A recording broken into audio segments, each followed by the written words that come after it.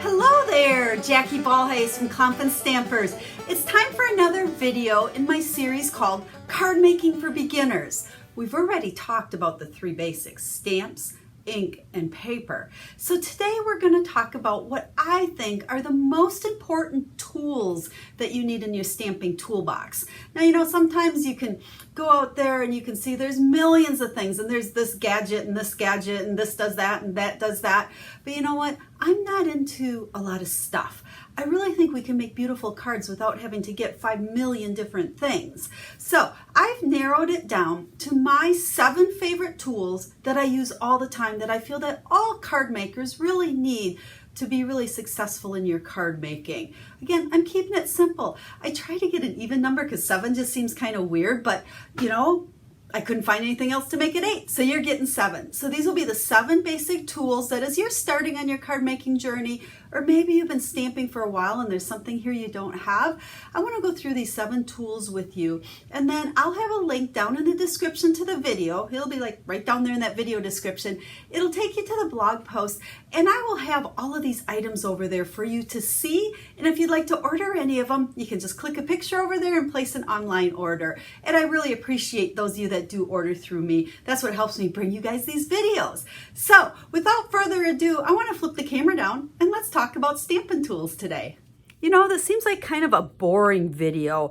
We're just going to talk about tools. We're not actually going to make anything today, but I wanted to make sure that you have the right tools to be successful. So let's go ahead and start with a paper cutter. You know, you can't cut cardstock without a good paper cutter. Now this is Stampin' Up's paper cutter. I love this one. It will cut 12 by 12 paper. It has a great arm that snaps out. And what's really nice, and this is different than some, you have a flush edge over here. So as you move around, there's no little bump there. And our measurements continue even right through that arm, so you can get good, accurate measurements on it.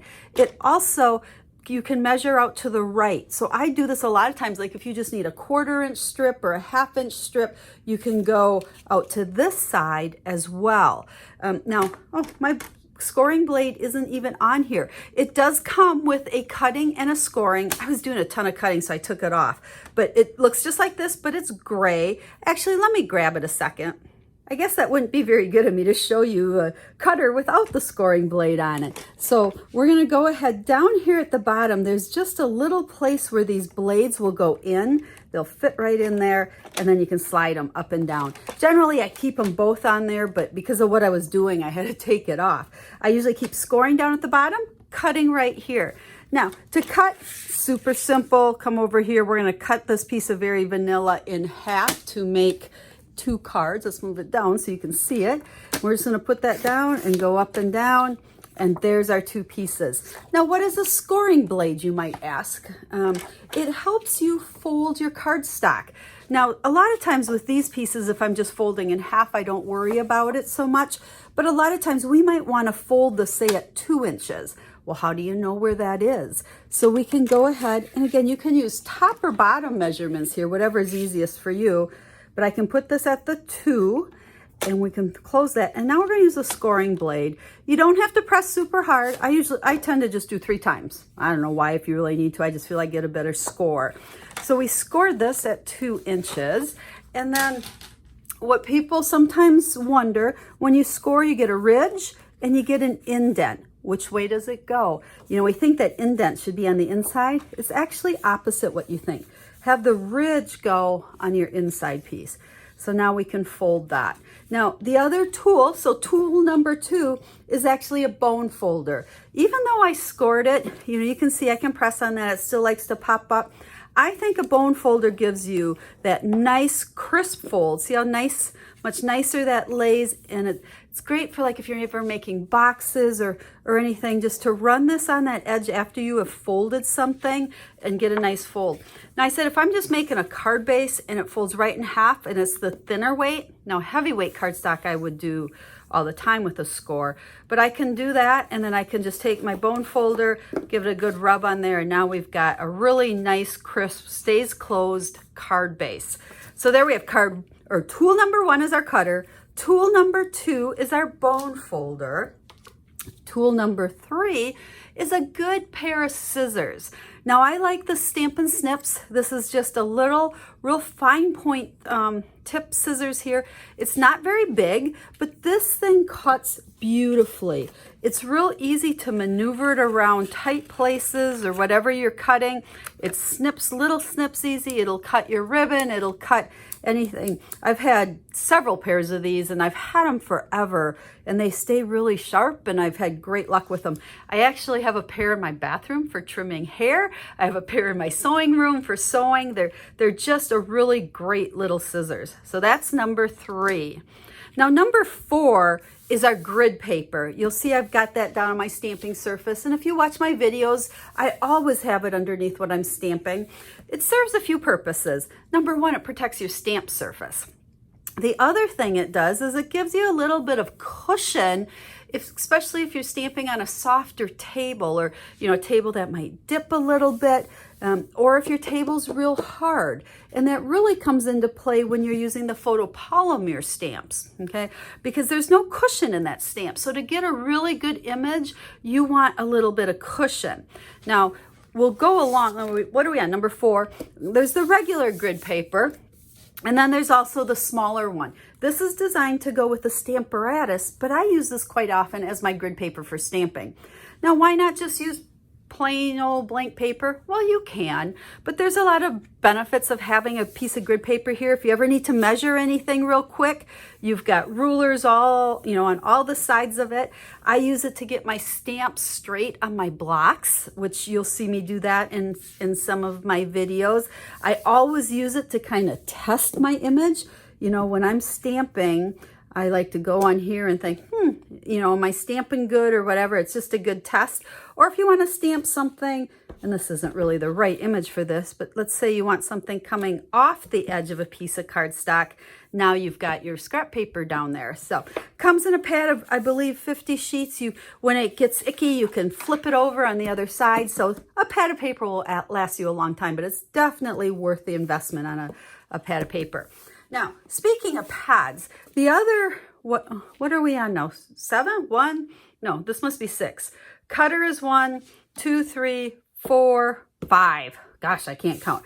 5. This is what's actually called the piercing pad. Now, paper piercing is kind of something of the past. We haven't done that in quite a few years. And you're not even going to find this in the catalog because Stampin' Up! Retired it. But then us demonstrators really kind of, went to them and said, we need the piercing pad. Because for years now, ever since they came out with the photopolymer stamps, we've taught people and used ourselves to use the piercing pad as some foam to stamp on.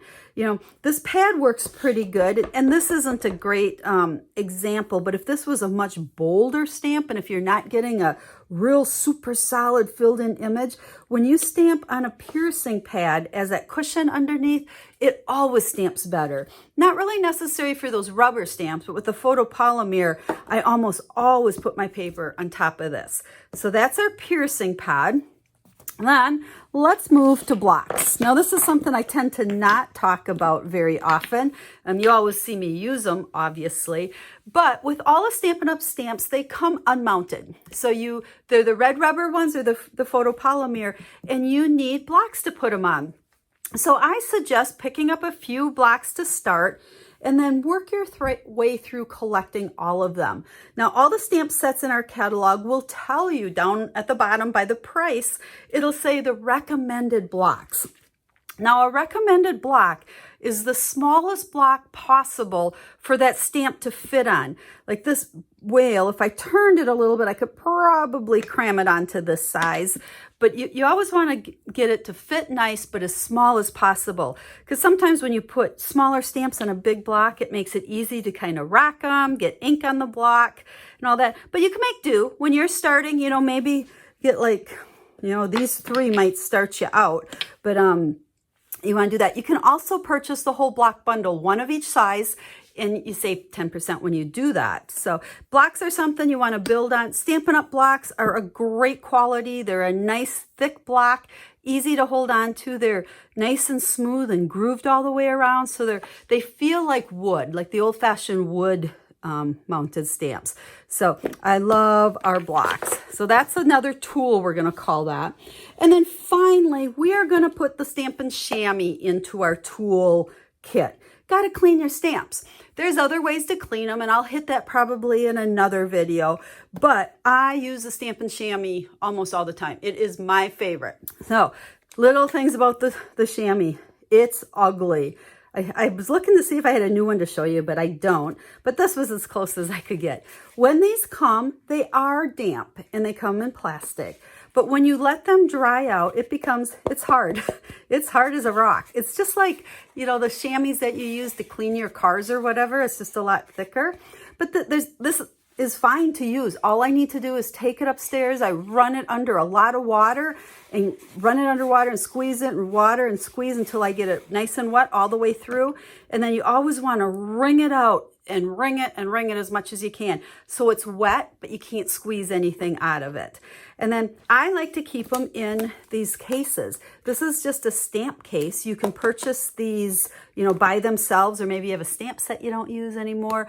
But it keeps them, like if I keep this closed and I use it, you know, I stamp almost every day, it'll stay wet for probably forever for that matter. Now, if you're not going to stamp for a long time, I recommend leaving it open, leave it out. It's going to do this, but let it dry out. That way you don't risk any chances of it getting mold on it from just sitting and being wet.